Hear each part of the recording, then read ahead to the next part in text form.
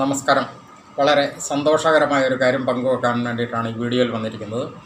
മറ്റൊന്നുമല്ല, നമ്മൾ ഒരാഴ്ചയ്ക്ക് മുമ്പ് ഒരു വീഡിയോ ചെയ്തിരുന്നു.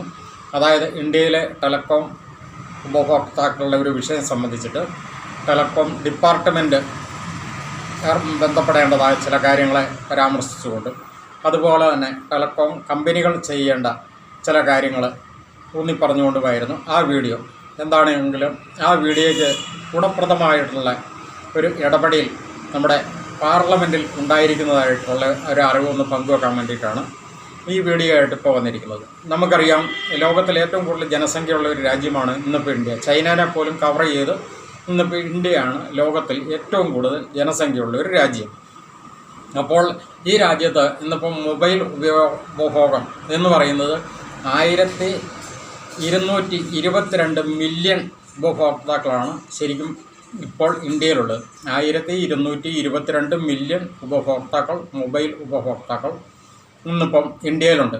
അതിൽ 1171.91 മില്യൺ ഉപഭോക്താക്കളും ഈ വയർലെസ് സെറ്റുകൾ, അതായത് നമ്മളിപ്പോൾ സാധാരണ ഉപയോഗിക്കുന്ന മൊബൈലുകളാണ് ഉപയോഗിക്കുന്നത്.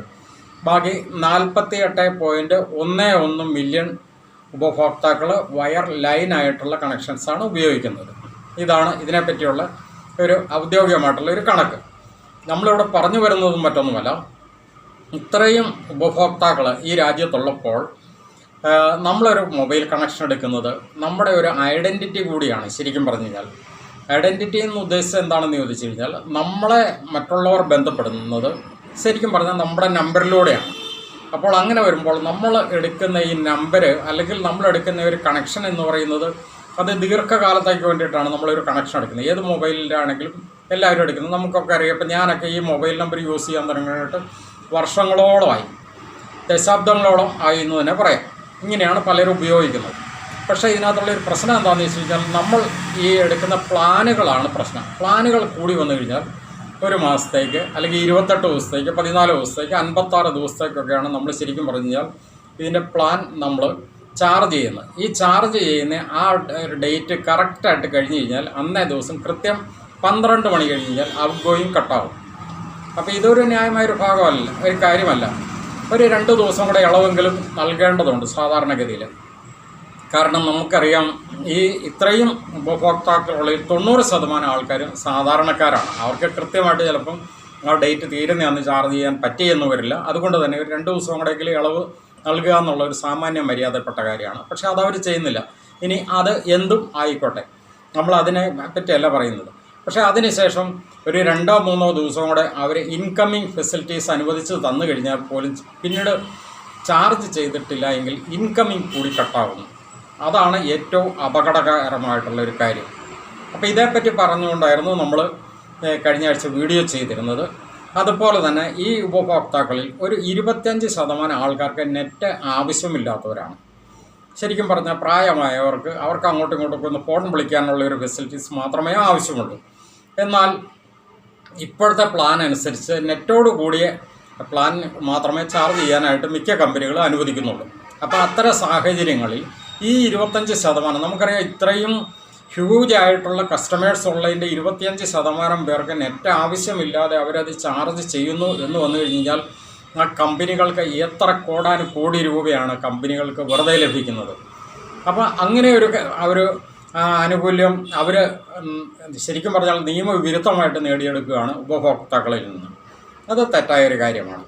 അപ്പം നമ്മൾ പ്രധാനമായിട്ട് ഊന്നി പറഞ്ഞിരുന്ന ഒരു കാര്യം എന്താണെന്ന് ചോദിച്ചു കഴിഞ്ഞാൽ, നമ്മൾ മൊബൈൽ ചാർജ് ചെയ്തില്ല എങ്കിൽ കൂടിയും നമ്മുടെ ഔട്ട് ഗോയിങ് കട്ട് ചെയ്യുന്നു എന്നുള്ളത് നമുക്കൊരു പരിധി വരെ സമ്മതിക്കാം. കാരണം എന്താണെന്ന് ചോദിച്ചു കഴിഞ്ഞാൽ, അത് കമ്പനികൾക്ക് നഷ്ടം വരുന്ന ഒരു കാര്യമായതുകൊണ്ട് ഔട്ട് ഗോയിങ് ആ കണക്ഷൻ്റെ ആ ഒരു പീരീഡ്, റീചാർജ് ടൈം കഴിയുമ്പോൾ കട്ട് ചെയ്യുന്നതിനകത്ത് നമ്മൾ വലിയ കുറ്റം പറയുന്നില്ല. പക്ഷേ നമ്മുടെ ഇൻകമിങ് കട്ട് ചെയ്യുക എന്ന് പറഞ്ഞു കഴിഞ്ഞാൽ, നമുക്കറിയാം സാധാരണക്കാരെ സംബന്ധിച്ചിട്ട് അവരെ കോണ്ടാക്ട് ചെയ്യുന്ന എല്ലാ ജനങ്ങളും, അതോടൊപ്പം തന്നെ അവരുടെ മറ്റും പല കാര്യങ്ങളും, ബാങ്കിങ് എന്നുള്ള വിവരണങ്ങളാണെങ്കിലും മറ്റേതൊരു കാര്യങ്ങളും മൊബൈലിലൂടെയാണ് നമ്മൾ അറിയുന്നത്. അപ്പോൾ ഇൻകമിങ് കട്ട് ചെയ്യുക എന്ന് പറഞ്ഞു കഴിഞ്ഞാൽ അത് ഒരിക്കലും അംഗീകരിക്കാവുന്ന ഒരു കാര്യമല്ല. അതിന് മിനിമം 1 മാസമെങ്കിലും സമയം വേണം എന്നാണ് നമ്മൾ പറഞ്ഞിരുന്നത്. എന്താണെങ്കിലും ആ വിഷയം സംബന്ധിച്ച് നമ്മുടെ ഇന്ത്യൻ പാർലമെൻറ്റിൽ, രാജ്യസഭയിൽ രാഘവ് ചന്ദ എന്ന രാജ്യസഭ MP വളരെ അതിശക്തമായിട്ട് ആ വിഷയം കഴിഞ്ഞ ദിവസം അവതരിപ്പിച്ചതായിട്ടൊരു വാർത്ത നമുക്കറിയാനിടയായി. അതിനെ നമ്മൾ വളരെ അദ്ദേഹത്തെ അപ്രിഷ്യേറ്റ് ചെയ്യുന്നു. കാരണം ഇത് ഇന്ത്യയിലെ മൊബൈൽ ഉപഭോക്താക്കളിൽ 90% വരുന്ന ആൾക്കാരുടെ ഏറ്റവും വലിയൊരു ആവശ്യമാണ്. അതായത് കോടിക്കണക്കിന് വരുന്ന ജനങ്ങളുടെ ആവശ്യമാണ്. ഞങ്ങളൊരു ചെറിയ വീഡിയോയിലൂടെ അത് പറഞ്ഞിരുന്ന കാര്യമാണെങ്കിൽ കൂടിയും അതോടൊപ്പം തന്നെ ഞങ്ങൾ ഉന്നത കേന്ദ്രങ്ങളിലേക്ക് രേഖാമൂലം അറിയിക്കുകയും ചെയ്തിരുന്നു. അതിൻ്റെ ഫലമായിട്ട് കൂടി ആവാം എന്ന് മാത്രമേ നമ്മൾ പറയുന്നുള്ളൂ. അതോടൊപ്പം തന്നെ ഇന്ത്യയിലെ പല മേഖലകളിൽ നിന്ന് ഇത്തരം ആവശ്യങ്ങൾ ഉയർന്നു വന്നുകൊണ്ടിരിക്കുന്ന ആ ഒരു സാഹചര്യത്തിൽ കൂടി എന്തായാലും രാഘവ് ചന്ദ്ര അദ്ദേഹം AAPയുടെ ഒരു MP ആണ്. അദ്ദേഹം ദില്ലി യൂണിവേഴ്സിറ്റിയിൽ നിന്ന് ബിരുദം നേടിയിരിക്കുന്ന ആളാണ്. അതോടൊപ്പം തന്നെ അദ്ദേഹം ചാർട്ടേഡ് അക്കൗണ്ടൻറ്റ് കൂടിയാണ്. അതോടൊപ്പം തന്നെ അദ്ദേഹം പരിഷ്കാര രംഗത്ത് വളരെ ശ്രദ്ധേയനായിട്ടുള്ള ഒരു വ്യക്തിയാണ്. രാഘവ് ചന്ദ ഈ കഴിഞ്ഞ ദിവസം രാജ്യസഭയിൽ അതിശക്തമായിട്ട് നമ്മൾ ആവശ്യപ്പെട്ട ഈ ഒരു ആവശ്യം അദ്ദേഹം രാജ്യസഭയിൽ ആവശ്യപ്പെടുകയുണ്ടായി. അതിനെ സംബന്ധിച്ച് സെൻട്രൽ ഗവൺമെൻറ് ശക്തമായൊരു ഇടപെടൽ ഉണ്ടാകുമെന്നും തന്നെ നമുക്ക് പ്രതീക്ഷിക്കാം. നമുക്കറിയാം ഈ ഒരു വിഷയത്തിനകത്ത് ഞങ്ങൾ ചെയ്ത വീഡിയോയോടൊപ്പം തന്നെ ഞങ്ങളത് പൊതുമണ്ഡലത്തിൽ അല്ലെങ്കിൽ ഇവിടുത്തെ ഉന്നത തലങ്ങളിൽ ഞങ്ങളത് രേഖാമൂലം അറിയിക്കുകയും കൂടെ ചെയ്തിരുന്നു.